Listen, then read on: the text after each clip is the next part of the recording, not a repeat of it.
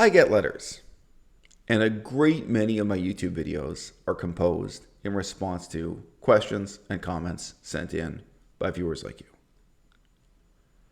And once in a while there's a topic, and I pause and reflect that nobody has ever asked me about it, despite the constant inflow of emails, questions I get on various social media formats. I get people telling me about the positive impact I've had in their lives, that they quit video games, or they quit drugs, or became vegan, or whatever it is, or they stopped following one cult leader or another because of the influence of my YouTube channel, because of the questions we've entertained here, the discussions we've had. The last 5 years, how many people have ever written into me wanting to talk to me about or ask me about war?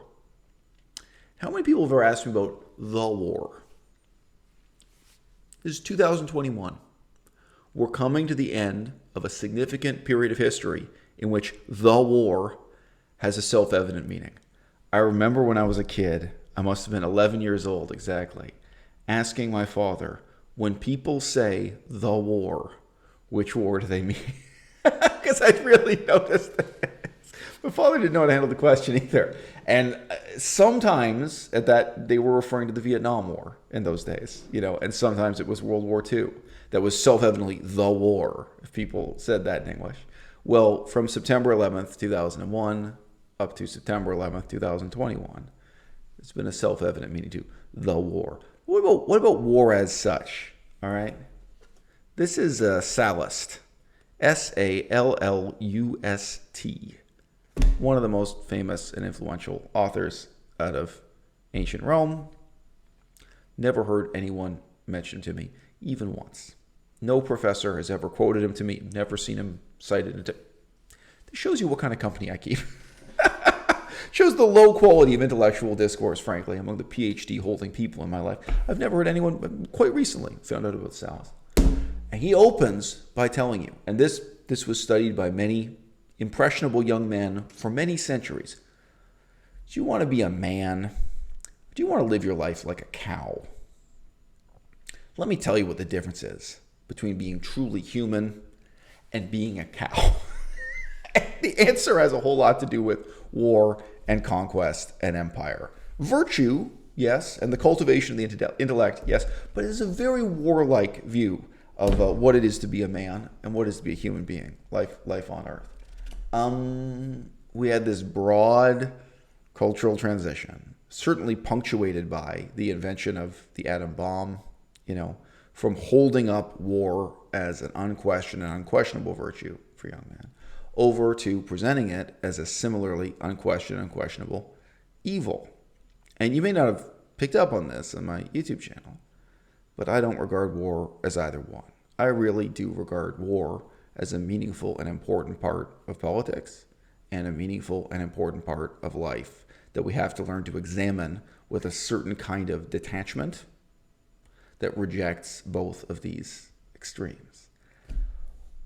Why is it, you suppose, that people don't write into me asking to know what I think about the war? Why is it that so few people want to know what I have to say about the American wars in our time, given that we're really now as never before in a period of evaluating the meaning and significance of the American empire, both looking back and looking ahead? Well, for one thing, if we're talking about my audience and my, apparition here on YouTube, like the illusion of who I am in as much as my audience gets to know me, keep in mind that in the early days of this channel, there was a widespread expectation that because I was vegan, because I talked about the disasters, horrors, the atrocities of the American war in Vietnam, Laos, and Cambodia, that I would be someone who was the staunchest peacenik imaginable, that I would be more anti-war than the stereotypical vegan hippie.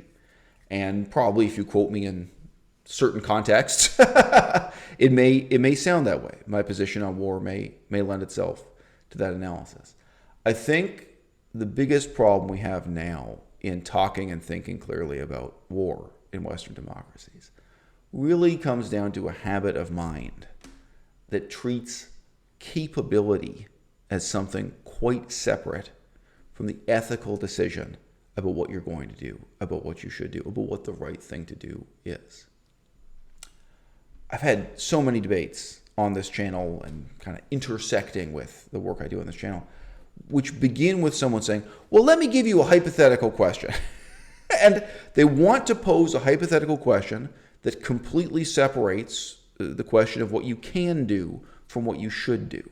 And when we're really talking about ethics, when we're really talking about politics, whether making decisions in our own lives as individuals or on a massive scale as nations, as empires for the future of the planet as a whole, what we have to deal with precisely is the way in which what you can do is inextricably tied up with what you should do. If there is a man drowning and somebody sees him from the safety of the beach, should he jump in and swim out and attempt to rescue the drowning man? Don't you think it matters, the question of whether or not he can rescue the drowning man? What if the person on the shore who sees the drowning man has no legs? It's someone confined to a wheelchair with no legs. Do you think they're going to be able to swim out and rescue the other swimmer? Or do you think that if they swim out in the ocean, they may drown before the man they're going out to rescue? I just heard in great detail recently a guy's account of how he almost died drowning in the ocean in California. Not worth telling the tale in any detail. But 5 or 6 people were standing on the shore looking at him with their phones out, trying to figure out what to do. And then one young man who actually had lifeguard training ran up, went out, and rescued him. He was out there drowning for quite a long time, and there were these 5 or 6 kind of gawkers and onlookers, and like, well, you can call an ambulance. What do you want to do? Now, all of those people had legs. Now, the way this guy tells the story, he just says how great it is that this one young man rescued him. And he tried to give the young man money, and he refused. Like, after he'd saved his life, like, he tried to do something, and the guy refused to receive any reward for his good work or whatever. Interesting story in different ways. But the story is told in such a way that it completely ignores the onlookers who stood there and either did nothing or did almost nothing, that there was only one person who swam out to rescue you. But why does this matter? No, look, I don't know. Maybe all those people were 400 pounds overweight. Like, I don't know. I mean, there are aspects to the story I don't know. Maybe if you just saw a photograph of these people at the beach, you're like, yeah, I get it. I see why you didn't swim out, right?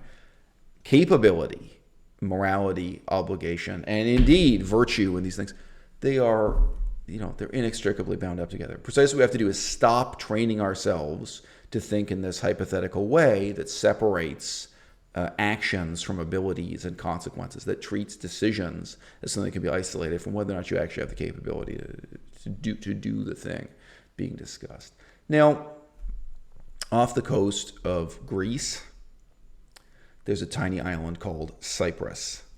In Greek, Kupros. It's part of the origin of our word for copper, kuprik. So it's one of the most ancient and important civilizations, not just in the history of Europe, but in the history of the world. Half of the island is occupied illegally by Turkey. Do you think that Greece should start a war with Turkey by invading the island of Cyprus and reunifying Cyprus under one government, driving out the Turks? Do you think that Greece can? Now, if you're really thinking it through, step by step, over a 5-year period, over a 20-year period. Spoilers, the Americans in Afghanistan, 20 years. The question of capability is much more important, qualitatively, not just qualitatively, than we first want to admit to ourselves. Right? Do you think that an alliance of Greece and France and Italy should combine all of their armed forces, Navy, Air Force, Land, Army, and invade the island of Cyprus and drive out the Turks? Now that seems like a very different proposition. Not because of the question of whether or not they should, but because of the question of whether or not they can. And what you may not be entirely aware of is that you're not just thinking about whether or not it's possible. You're thinking about whether or not it could be rapid, whether or not the invasion and conquest could be, so to speak, irresistible and sudden, or if it would be a situation like the Korean War, aka the Korean Civil War, where over many years the armies march from south to north and north to south, and there are incredible casualties. It goes back and forth again and again. And oh yes, isn't the question of North Korea also a very interesting hypothetical thought experiment, where we're not questioning whether war would be good or bad, but whether or not it would be possible and at what cost? It seems to be very easy for people to imagine that the United States could suddenly and irresistibly conquer North Korea. And basically anyone who sat down and looked at US military simulations realized that this is not the case. America could conquer North Korea. America could, at tremendous cost. Tremendous cost in fortune and in blood, in casualties, with tremendous consequences. They could do it, but not quickly, not easily. And wouldn't it be different? Wouldn't it be a different question ethically if they could do it quickly and easily, right? And this is how we get to the bottom of the riddle of American imperialism and really the total abject failure of the American empire since the end of World War II. It sounds somewhat surreal. We could actually talk about the failure of the American empire during World War II. It would be another very interesting discussion, how things really went very wrong for America during that period, even though, of course, it's remembered as a great victory.